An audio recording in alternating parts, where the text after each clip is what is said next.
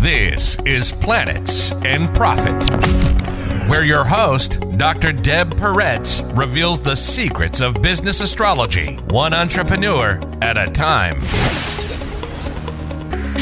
Hi everyone, my name is Tania Shah, and this is Planets and Profit, business astrology for entrepreneurs.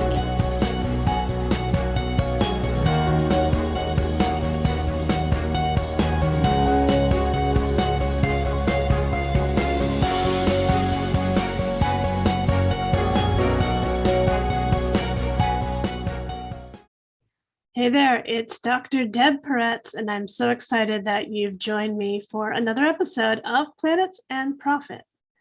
My guest today is Tania Shah. Tanya is a published author, a practicing corporate attorney, a serial entrepreneur, and a full-time law professor. She's also a rescue dog lover. Tanya owns Law Tutors, a legal education company, Shah Law, a business law firm, and she's a co-founder of In the Know Legal, a legal template company helping small business owners. Tanya was recently featured in Boston Voyager magazine for her unique approach to legal education. She was the winner of Boston University's 2010 Young Lawyers Chair Award in 2010 and was featured as one of the top 100 attorneys for 2020. Tanya is a lawyer. In astrology, I look to the 7th and 9th houses for issues relating to the law. Libra, the sign associated with the 7th house, has its symbol, the scales, and Libra is all about balance, harmony, peace. But we also think of the scales of justice. So a justice of the peace, right? The balanced judge, mediator, all of that is Libra stuff. Astrologer Howard Susportis calls the 7th house the house of the lower courts and the 9th house the house of the higher courts. The 9th house is ruled by Jupiter, king of the gods. Jupiter always has the last word. His word is law, and Jupiter values justice. In Tanya's chart, both of these archetypes are prominent. She has Jupiter, the patron planet of the scholars and legal experts, in the 7th house of justice and the lower courts. She has Venus, the ruler of Libra, in the 9th house of the higher courts. Whenever I see overlapping themes like this, I know that it's an important one in the individual's life. Hi, Tanya. Welcome to the show. Thank you so much for joining me today. Thank you for having me. I am just excited because you're doing so many interesting things in the legal field, and I can't wait to dig in and hear more about it. But the first question I have for you is just tell me a little bit about your journey to having the businesses that you have now. And I know you have a few businesses, so feel free to talk about the trajectory and up until your current venture. Sure, absolutely. Deb, and that's actually a really good question because there are some different trajectories that people are like, I always knew I wanted to do this, or I always thought about this. And I think, up until the age of, 6, I pretty much, did whatever I wanted, and I had a wild imagination. And at some point along the way, I just made sure I sort of, I went to a school on a farm where they really, really encouraged all of that. And then I went to mainstream, junior high school, college, and I think I just followed a very particular trajectory. I went to law school. I went to a competitive law school on the East Coast. The expectation that you work at a big firm, and I had summer associateships at big firms. I did that, and for some reason it was interesting because I was like, I don't know if this is quite for me, but this is what you're supposed to do. And shortly, right around the time that I was taking the bar exam, I had a personal situation happen that really sort of threw me off. And what ended up happening is I sort of hit rock bottom, and I had sort of, given up or you can call sabotage my offer I had in Boston, did the same thing to my one in California, during this sort of personal downward spiral. And I thought, oh my God, I'm rock bottom. And I think everybody thought I was rock bottom. Even my family was like, this was very tough for them, and they essentially thought, I was a failure. Tanya talks about the competitive nature of law school and the big firm track and how it didn't feel like a good fit for her and even sent her into a downward spiral. Looking at her midheaven, which is the astrological marker for profession, I see that she's got sensitive, vulnerable Cancer there. It's the polar opposite of achievement-oriented Capricorn. And that also means that Capricorn is on the nadir of her birth chart, which is the astrological marker for home and family. With Capricorn here, it makes sense that her family experiences would focus on achievement and concrete accomplishments. So no wonder she thought her family saw her as a failure. And I was young, and there's a couple things that can happen when you hit rock bottom. You can continue to descend, and I'm sure that doesn't look good. You can, dust yourself off, or, which I've read about a lot of times, entrepreneurs are really good at facing rejection, and I think I felt like the ultimate reject. You just are like, well, to heck with it. That's my PC way of saying it. I'm just going to do whatever I want, and that's actually what happened. I wanted to, the law school experience was very isolating for me. As my sisterhood once says, that you'll never be alone, but that does not mean you will not feel lonely. It was true. I'm pretty gregarious and outgoing. And while there may have been people around all the time in my life, I did feel very lonely, and I just didn't think it needed to be that way. So that's how I started a tutoring company for law students. How tutoring? Oh, why tutoring? How Yeah. tutoring? Yeah, absolutely. It's just, the law school experience is like learning a different language altogether. It doesn't matter how smart you were in undergrad, anything like that. And if you have no family members who were ever lawyers whatsoever, knew anybody really associated with the law, it's even scarier. And so I didn't think the law school experience needed to be as sort of cryptic or isolating. And I do want to say, I loved my law school. I just didn't believe I knew how to navigate my way through it. And so for people like me, I thought it would be really great not to only have someone to help them with that law school language and how to navigate law school, but also to sort of be a mentor and let them know that everything is not always going to be like this. It will get better. It will be stressful. It will be hard, but it will get better. And that's how the tutoring company was born. Tanya was motivated to create a tutoring company in recognition of the loneliness and isolation of law school, as well as her desire to mentor and teach others. What a great example of her Venus in Gemini in the 9th house. In addition to being the house of scholarship and legal expertise, it's also the house of higher education. And Gemini is the sign of the teacher. Venus, ruler of justice-loving Libra, is the planet of relating to others, empathy for others, and Tanya's empathy for the lonely law student led her to create a path for her to be a teacher and mentor in the field of law. In addition to tutoring, she's also a law professor. So this is a nice example of Venus and Gemini in the 9th house. Okay, so that was your first, I'm going to do my own thing in the field of law. Yes. Okay, and then I know that it didn't stop there. It did not. One of the things about starting that company, it was literally like when the internet was invented, which I know ages me, but that's fine. And, I had a Hotmail address, and what you would do is you would flyer. Hotmail everywhere. ages you as well. Hotmail. Yeah, Hotmail definitely ages me. And I had, I flyered at all these schools and things like that. And, you don't make a lot of money when you're starting out like that. And in the my sister had found me an actually office space that was like $300 a month. And I was like, yay. And I felt so official. And in that building, the owner was a real estate attorney. And he said, I don't do corporate law, but I have a lot of clients looking to start businesses. You should probably do that. It makes sense. You started your own. And it was true. I went to law school. I had started my own company. So then I started becoming a business attorney, and I loved it. I never imagined myself doing it, but I got to find out about all of these entrepreneurs, and it was so great. And at the time, there wasn't as many female corporate attorneys as there are now. And there weren't as many female entrepreneurs as there are now. And so as I would think, okay, I'm just going to focus on law tutors. I'm not going to practice anymore. Every time that would come into my mind, just because of the time commitment, I would just meet more fascinating people and fascinating businesses.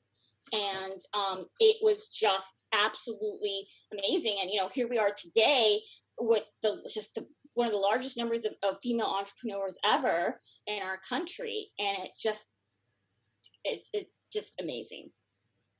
It is exciting. It's an exciting time, and I can sense the passion behind what you do.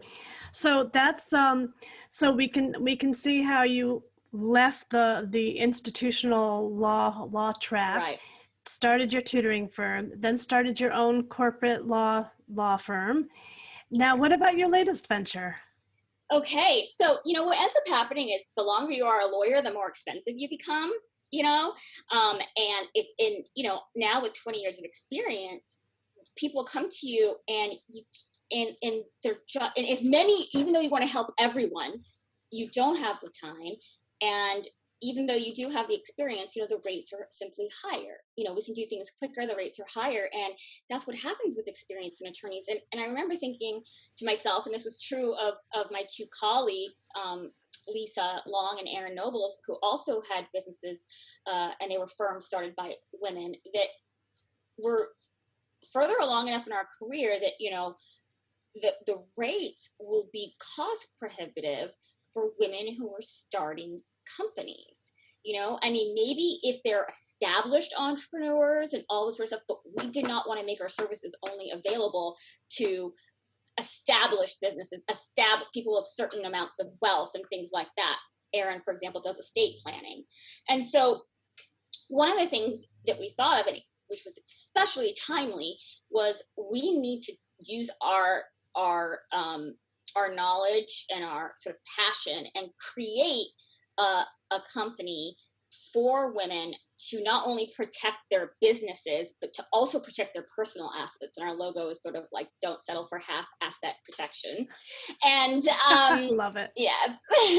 And so our first iteration of businesses is our coaches, because there's been proliferation of coaches sharing their expertise. But, they help their clients, but someone needs to also help them protect their business legally, and also their personal assets legally. And I think what's also important is a lot of misinformation that might surround legal contracts, so to speak. And we really want people to know that it's not an adversarial thing.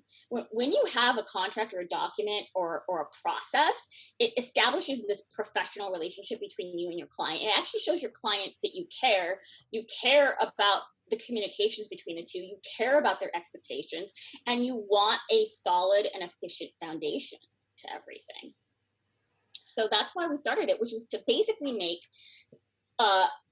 very carefully curated legal templates that were fully customizable, plus little mini courses that went with them. So not just like, this is how you fill it in, which we do, but like, this is the information you should gather. This is what you would do with it. This is how you would use it, to go with their template in both video form and in written instructional form. I love it. Definitely a huge need for it. I'm so excited because I know how needed and appreciated that will be. Let me ask you a little bit about, what are some of your personality traits that support you in your work that you do? Oh boy, that's a tough question. I think I would say, I don't know if this is so much a trait, but just something that I know about myself is that, I think a lot of people do have great ideas. And I think one of the things that I've been doing more and more is when I have an idea, I immediately want to implement it. Like, okay, how do we do this? Can we do this? Not every idea that I have can be implemented, or does it make sense to implement? But then there are some things, and I'm not always right, I don't time things perfectly. And sometimes I overestimate or underestimate its success and or failure. But I would say that I am certainly a doer. And so I will just jump into something and try to create it. Because creative, and I know most people don't think as corporate attorneys as creative, but I would think that that's possibly one thing that I might actually be. Yeah, actually, that's funny. Just because of what I know of you, you do break the mold of the traditional stuffed shirt kind of lawyer. Thank you. So let me ask the opposite question. What would you say is a personality trait that is an obstacle to you, that takes you out of your comfort zone, that you have to work on in this business? Oh, yeah. I mean, I think I have a high level of sort of anxiety and stress that comes around the like, what ifs, what if this doesn't work? What do we have to do? What do we need to implement now? And I feel like one big thing with me is that everything is an emergency and everything is not an emergency. And so that is the drawback for wanting to be a doer, is feeling like you have to do everything now, getting overwhelmed, and then just eating chocolate and watching movies. Not that that's a bad thing, but if you do it all the time in lieu of doing business, and so that is absolutely, you can be a doer, but at the same time want to do everything and then lose sight sometimes of the priorities. Mm-hmm. And I certainly think, and I implement many different sort of aspects of my life, project calendars, but it's not natural for me. But I do have to force myself to structure these priorities. Mm-hmm. So what would be one challenge that you're working on currently in your business? Well, because I have multiple sort of businesses, well, I think, the one biggest challenge is working with two partners, which is actually very good. I've always worked for myself. Mm-hmm. Always. So working with two partners has been challenging because not everything is up to me, but it has also been amazing because not everything is up to me. And so that has been remarkable because I can see, people balance each other out. And I think what my partners will say is that I overthink things a lot. I overthink, and then it goes on this trajectory of like, what if? So I'm certainly working on that. And then I think another thing is simply when you own multiple companies and you have multiple endeavors, and I'm also a full-time law professor, so is making sure that you can balance your time efficiently without going insane. Because, and again, going back to that, like, not everything has to be done now.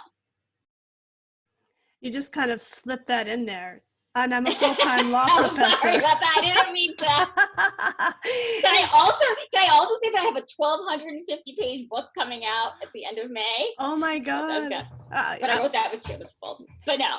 All right. So I wish I would add a question to my interview protocol. It's like, any tips and tricks on how to get some of that energy and do it, because I'm telling you, just listening to some, it's like I'm in awe just that you're doing all of this. And one thing I would say, and I can't stress this enough, is collaboration with other people is a huge motivator.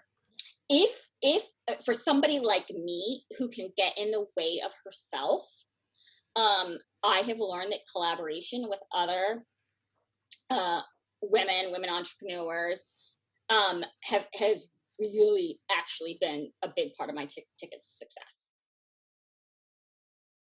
So let me ask you a little bit about,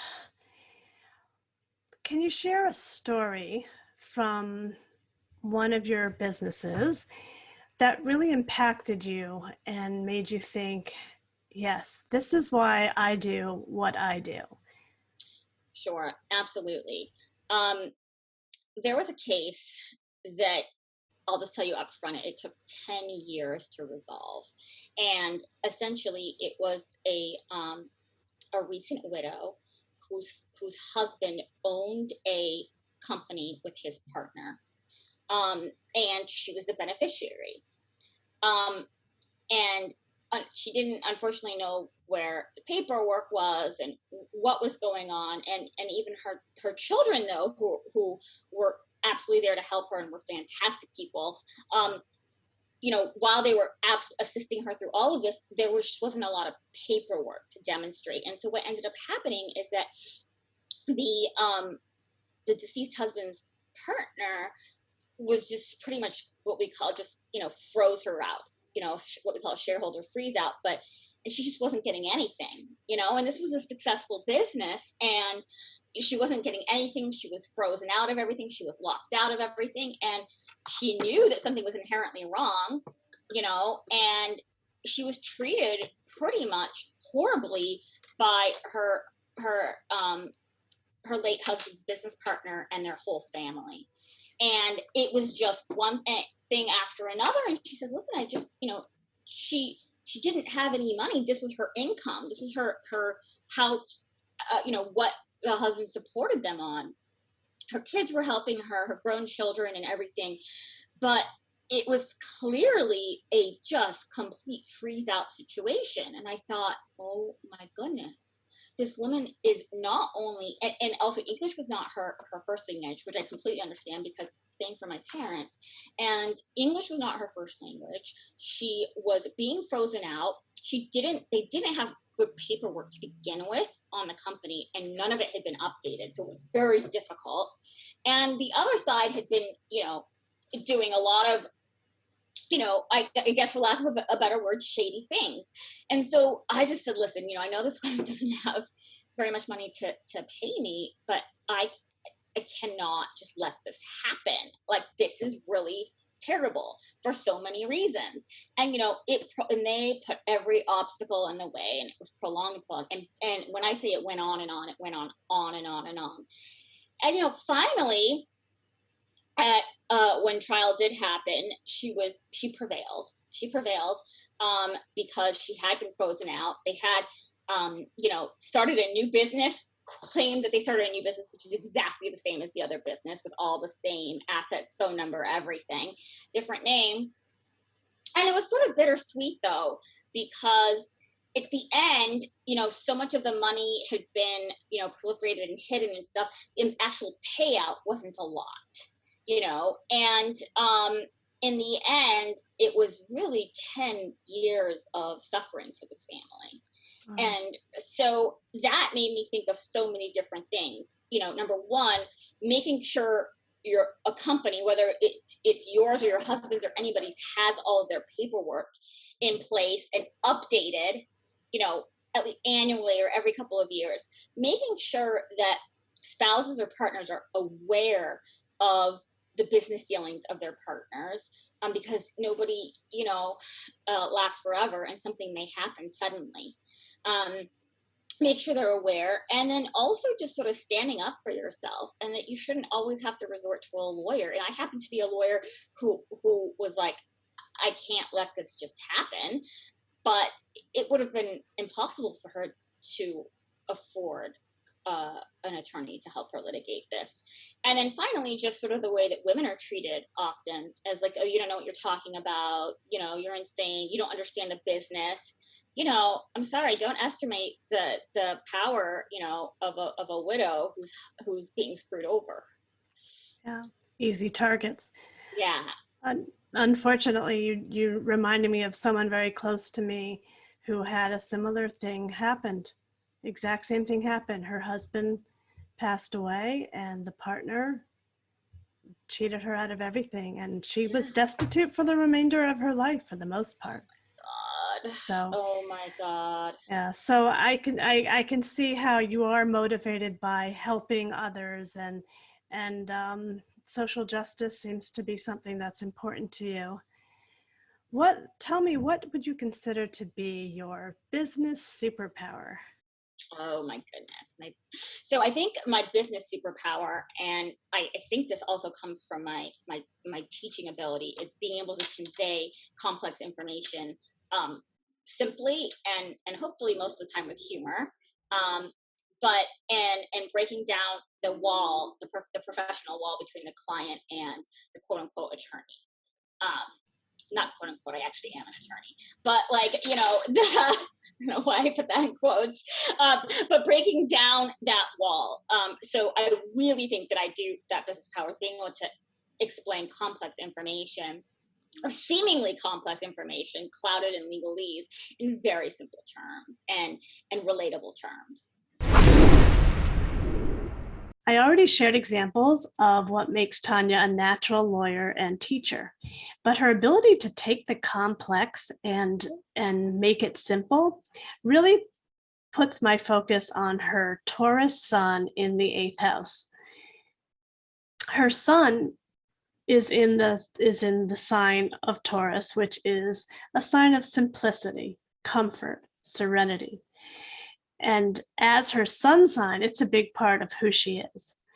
But it's swimming in the most complex house of the zodiac, the 8th house. And that is the house of everything complex, edgy, and more. It's a great image for her ability to function in a complex environment and yet still keep things simple.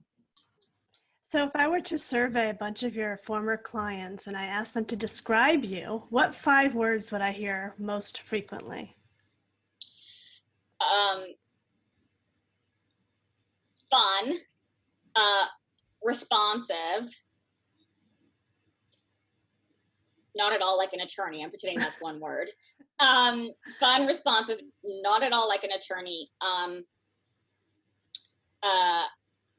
What is this word they use? They all say go get. I would say that I'm aggressive when I need to be, for sure, and caring. Yeah, that sounds great. So tell me, what would be one goal that you have for your business for this coming year?